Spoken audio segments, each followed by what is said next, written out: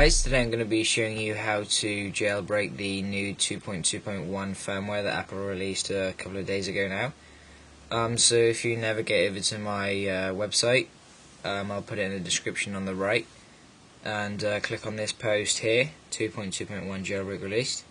So I'll go ahead and do that now. Once this loads, it will come up with a load of information about the unlock with the iPhone 3G. Also a bit more information as well, not just about the iPhone, but I recommend you read through all of it because it's important information that you may need. So yeah, I'll just go through this, but please read through this as well. So this method jailbreaks the first generation iPod Touch, the 3G iPhone, and the first generation iPhone. That does not include the 2G iPhone. The 2G iPod Touch here. So no, it does not jailbreak the second generation iPod Touch. So let's go on to the iPhone 3G Yellow Snow method.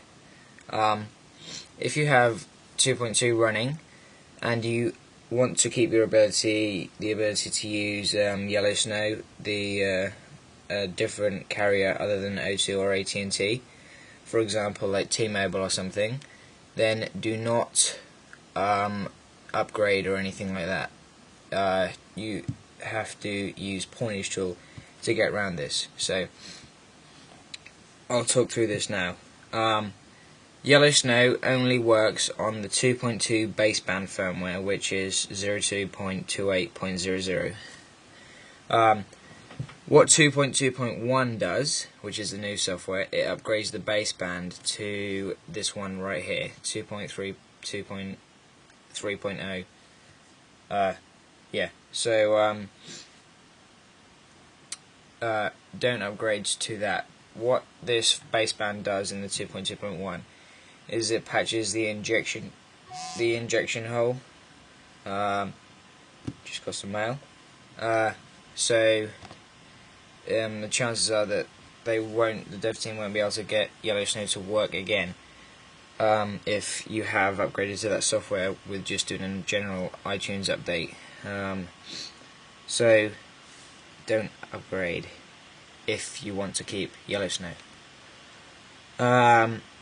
There's a bit more information here, and here are the firmware files, the 2.2.1 for your device. Just obviously click the one that you have. You have to be using Firefox to download these because Safari doesn't recognize it as a correct format. So yep, use Firefox. This is for Mac users about the 10.5.6 update for it. You may have heard this, that DFU mode does not work correctly on the new update for the Macs. I have 10.5.5 on my Mac, which doesn't. It recognizes DFU mode. So if you do have 10.5.6, follow these instructions to get it to work correctly, or just do simple Google search to make it work correctly. And here are all the links for the PwnageTool files. These are the official ones from the dev team, and these are unofficial. They recommend you download the official ones from them.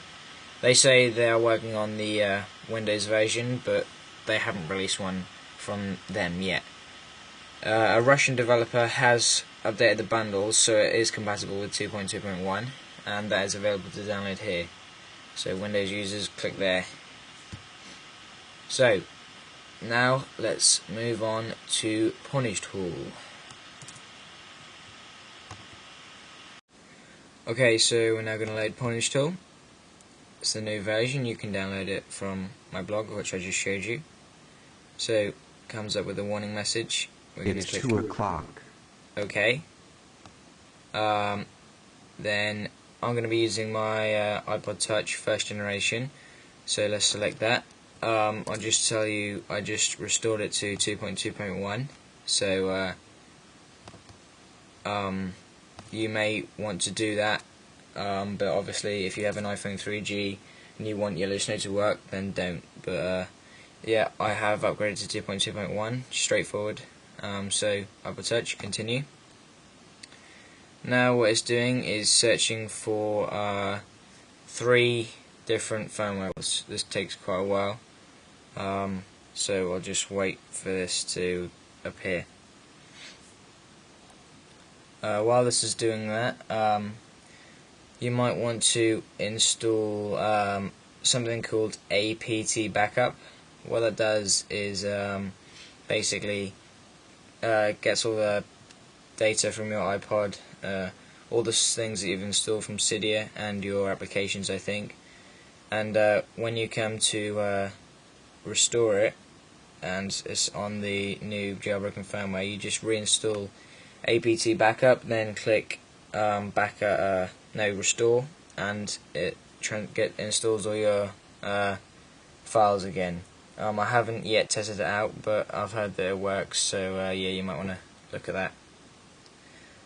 Okay, so we have 2 of them, and there's the 3rd one. So we're going to select the 2.2.1 because it's the latest one.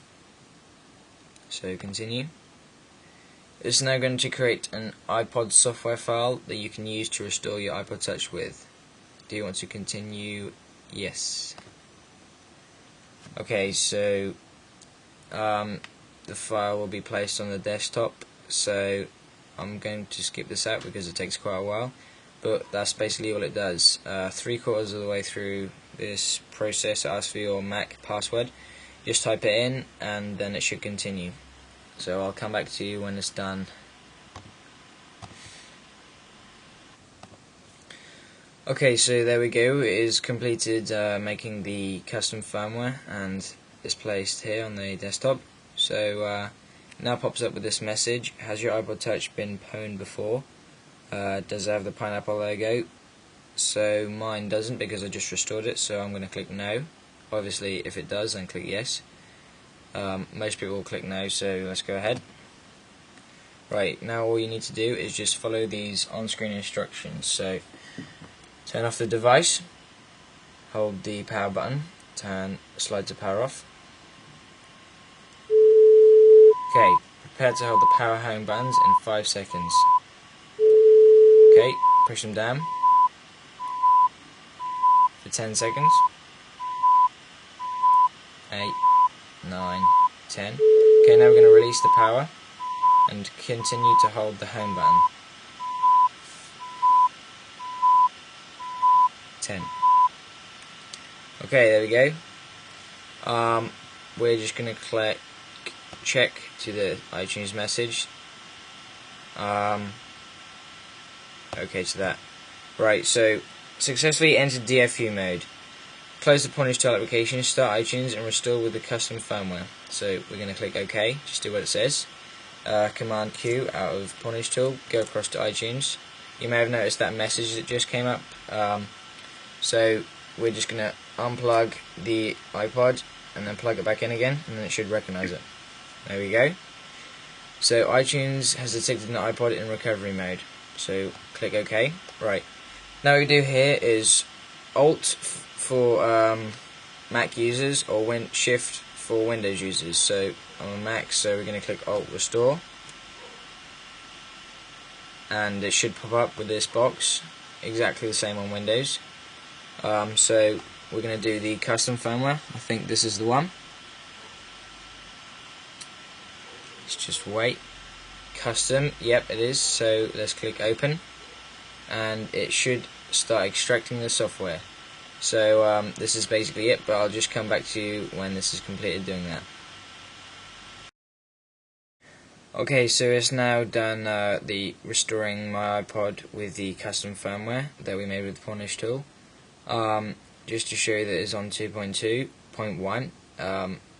Here, this is my iPod, and also on iTunes it is there. So just go to the home screen and show you that it has got Cydia installer. Sorry for the stalling and all of this with this, but it's the only way. So there we go. We have Cydia and installer on my iPod, and it's on 2.2.1.